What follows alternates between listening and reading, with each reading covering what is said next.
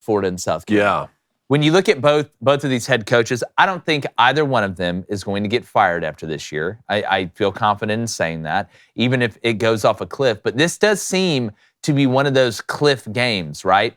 Where if Florida loses it, you look at that schedule, 4-8, 5-7 probably. I think they do beat Arkansas at home, but 4-8 is a real possibility. And if South Carolina loses this one at home, you're going to hear that heat on Shane Beamer continue to get turned up, kind of like we saw all last week. He came out in a press conference and talked. Florida struggles on the road. Are you leaning any way in this one? I think the Gamecocks are a 2.5-point favorite at home. Yeah, so it's weird because I'm kind of shocked. I'm shocked and I'm not shocked that SEC fans are overreacting, right? Like this being one of the biggest games of the year. I've seen people saying like this is one of the biggest games of Shane Beamer's career. Like Billy Napier, this is a must-win win on the road. Well, like Florida hasn't won a divisional game on the road since 2020.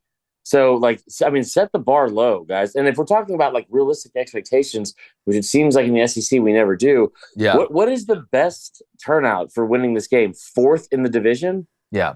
Congrats, man. You got the Gasparilla Bowl. That's awesome. I don't understand why we're putting so much effort in, or not effort into the game, obviously, but like effort into like making this bigger than it needs to be. Because I think both these guys inherited a pretty big like blank show, if we're being honest, right? Like this is not a 6-year turnaround like Beamer said, but it's also not like probably less than 3 at either school.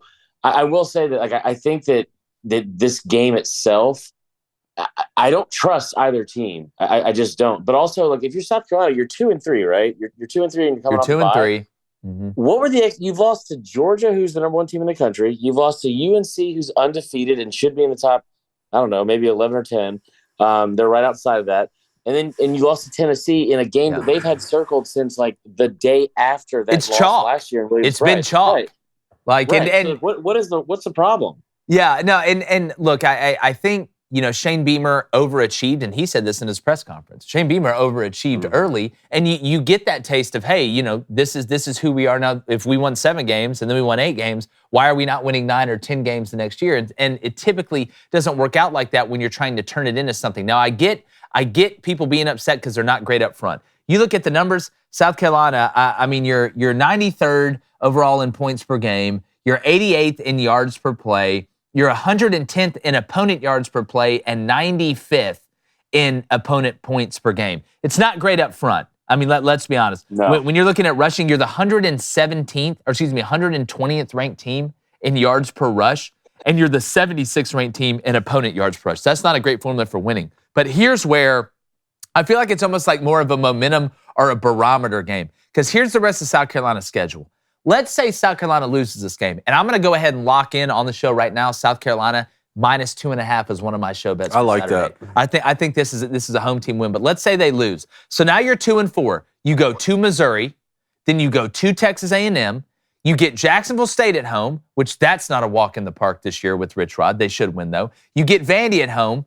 You should win that one. Then Kentucky and Clemson, both at home to close out the year. But Clemson's going to be pissed after last year. It could really kind of fall off a cliff if South Carolina loses this one. So I can understand the momentum part of it, right, to gain some momentum at the end of the year. But yeah, I think that the calls for the guillotine for the loser of this game is way over the top.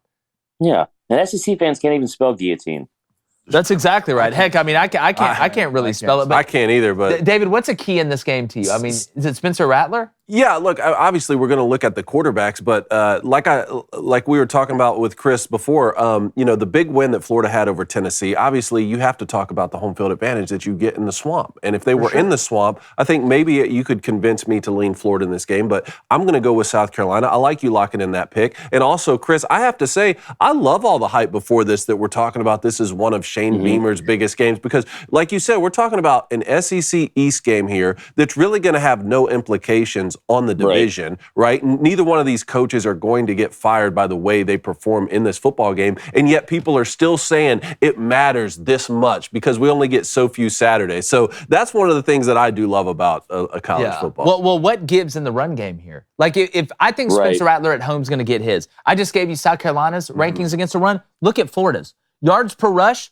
Florida's ranked 80th in the country. Dang. Opponent yards per rush, they're ranked 98th in the country. Right? Rush yards a game, Florida's 94th. Opponent rush yards per game, Florida's 52nd. This is a battle of two teams that struggle up front. Which I'm surprised to hear you say that stat with the way that I saw Florida run it against Tennessee. Remember, that was one of the run breakdowns that we Different had the next week. Then you go watch them run it against Utah or run it against Kentucky. The trap scheme that they're able to run, the pin and pull game, I'm shocked. Billy needs this one. This is, mark my words, I'm telling you, mark my words, this is the game where the special teams play happens for South Carolina that changes. Beamer ball? Whether that's a block punt, whether that's a kick return for a touchdown, whether that's a fake punt, this is that game. Because it seems like it's somewhat even. Like it's somewhat even, but one team does have Spencer Rattler and the other team doesn't. And Graham's been better than what I thought, but I'll take Spencer over Graham. That just sounds like I'm picking. And him being at home. I'll take the better quarterback at home in this scennario. If you want to always show up to the park and play good, you got to be energized. All right? And that starts with coffee in the morning. That's true. And to keep it 100, as the kids would say, I don't even know if caffeine does anything to me anymore. I don't think it does. I think it's a placebo effect. But I have to have my Black Rifle coffee every single morning. They got ready-to-drink cans for people with no time to brew coffee. If you're running an up-tempo offense, maybe you drink it the traditional way. They got both. Their subscription gives you nothing but the best. Got the Coffee of the Month Club where you get premium roast from the best farms worldwide. And oh boy, they just launched their Halloween pumpkin spice collection. Everybody's raving about it. They love it. They got the Headless Horseman's Roast. Shout out our guy Ichabod. And the ready-to-drink pumpkin spice espresso. Ichabod's Come on now. It's that time of year. Fall in love with fall drinks and coffee from Black Rifle. But pumpkin spice flavor's so good, it'll haunt your taste buds for all eternity. That's a ghost I want to meet. It's a real Casper situation. So go to blackriflecoffee.com and use promo code BOOSTER, BOOSTER, at checkout for 10% off your order. It's blackriflecoffee.com. Use promo code BOOSTER for 10% off. Black Rifle Coffee, America's coffee. Hey, everybody on YouTube.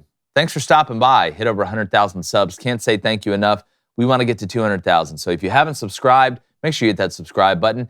And if you're listening to this, we all know you know somebody that probably enjoys the same things. So tell them about the show. And also hit that like button on every video and turn that notification bell on so you know when we're dropping content.